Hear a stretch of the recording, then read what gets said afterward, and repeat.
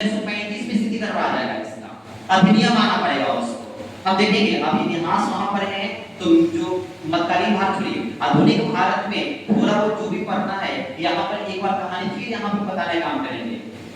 जब हम पूरा पढ़ा देंगे ना पूरा एक्ट पढ़ा देंगे तो एक दिन क्या करेंगे लास्ट में 1773 से शुरू करेंगे और यहाँ पर 47 तक समाप्त एक दिन में कहानी। आधा घंटा बोलेंगे तो पूरा समाप्त हो जाएगा आप लोग का। तो आपको याद करना पड़ेगा जैसे हमको याद हो गया आपको भी याद हो जाएगा वहां पे। तो स्टार्ट करते हैं वहां से फिर हम आपको याद करवाएंगे जहां कहां से कैसे कैसे बना है। तो स्टार्ट करते हैं यहाँ पे भारतीय संविधान। भारतीय संविधान को यहाँ पे देखेंगे तो भारतीय संविधान में एक बात कहा है कि अंग्रेज लोग आते हैं और किस तरह से भारत में शासन करने का काम करते हैं क्रम से। पहला बात करेंगे 1773 सबसे पहले एक्ट आता है 1773। ये जैसे ही आता है इसमें कहा जाता है कि पहले एक प्रेसिडेंसी बनाओ। कलकत्ता बनता है, मद्रास बनता है, बॉम्बे बनता है। इस प्रेसिडेंसी में एक गवर्नर जनरल होंगे और 4 सदस्य होंगे। गवर्नर जनरल जो देख रहे हैं उस समय बंगाल का गवर्नर हुआ करता था गवर्नर बॉरोवेट क्लाइव था, लेकिन वहां स्थिति बदल जाता है और वायरन को गवर्नर जनरल बना देते हैं।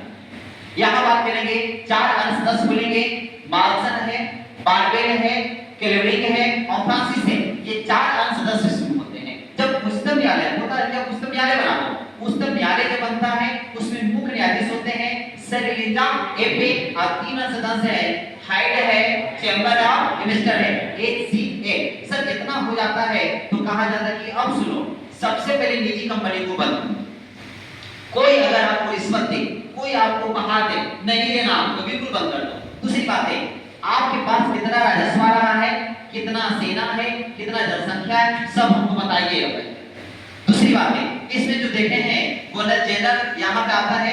गवर्नर जनरल और उच्चतम न्यायालय पढ़ा चुके हैं। यहाँ देखिएगा अब यहाँ यहाँ प्रेसिडेंसी बन चुका है, मार्शल बन चुके हैं और इसमें पूरे को बंद कर दिया गया है। इसी के बाद 1781 को एक्ट ऑफ सेटलमेंट के नाम से लोग जानते हैं।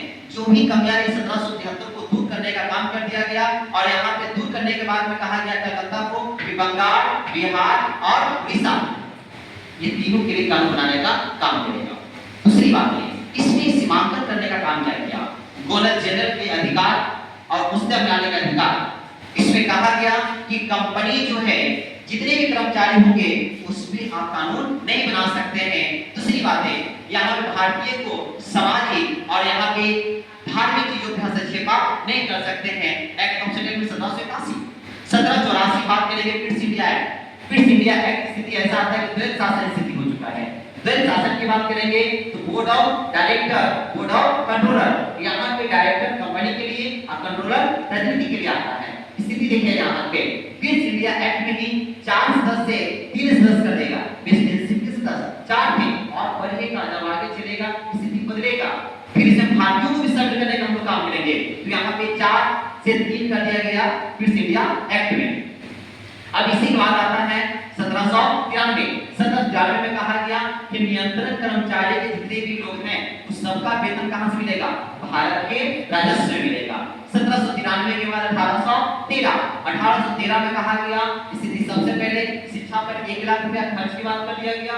दूसरी बात है ईसाई पादरी का भारत में आने की अनुमति देने का काम कर दिया गया। चीन के साथ जितने भी विश्व कंपनी थे उस सब कंपनी को बंद कर दिया गया, व्यापार को बंद कर दिया गया। सिर्फ चीन के साथ व्यापार रखा वो भी चाहेगा 20 साल के लिए यहाँ पर व्यापार रखने का काम कर दिया गया।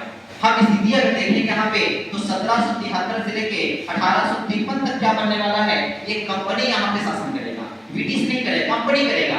लेकिन 1858 से लेके 1947 तक जो करने वाला है वो ब्रिटिश राज करेगा। ब्रिटिश हुकूमत को वहां से कंट्रोल करने का काम करेगा। स्थिति देखिएगा यहाँ पे 2 स्थितियां जो भारत को बहुत खराब स्थिति देने चला गया और अंग्रेज को मौका मिला, इसने कंपनी को मौका मिला। 1757 का युद्ध था जो बलासियत बोलते हैं गवर्नर बॉरोवेट क्लाइव था उसमें। क्योंकि यहाँ देखिए 57 है तो गवर्नर ही होंगे, गवर्नर जनरल नहीं होंगे। रॉबर्ट क्लाइव थे और सिराजदौला हार जाता है। दूसरी बात है बक्सर का युद्ध में 22 अक्टूबर 1764 देखते हैं अब 2 युद्ध पड़ते होंगे। एक पलासी का है वो बक्सर का। तो पलासी वाला देश में देश ऑफ कोई दिक्कत नहीं है। यहाँ देखिएगा गवर्नर जो थे उसमें थे वेंसीटा। कौन था वेंसीटा। याद कैसे करना है वहां से बक्सर वहां से वेंसीटा, वहां से बक्सर वहां से वेंसीटा। मैकडोनल्ड थे और इसके खिलाफ देखिएगा इसका मेन व्यक्ति कौन था, हेक्टर मुनरो। यहाँ पे हेक्टर मुनरो जी जाता है, सुनिए इधर कौन था, मीर कासिम की बात करेंगे, शुजाउद्दौला की बात करेंगे, आसालम दुनिया की बात करेंगे, इतने सारे लोग इसमें शामिल थे।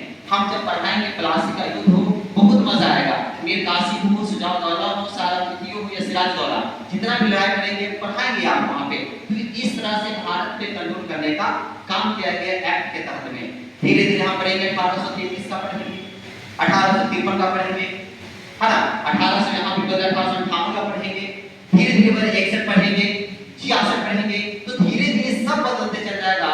अब पूर्ण रूप से धीरे धीरे आप देखिएगा कि यहाँ पे भारतीयों को भी शामिल करेंगे और शामिल करने के बाद देश को आजाद करने का हम लोग काम करेंगे। तो इस पर करते हैं समाप्त। अब यहाँ से पूछते हैं आपसे हैं यहाँ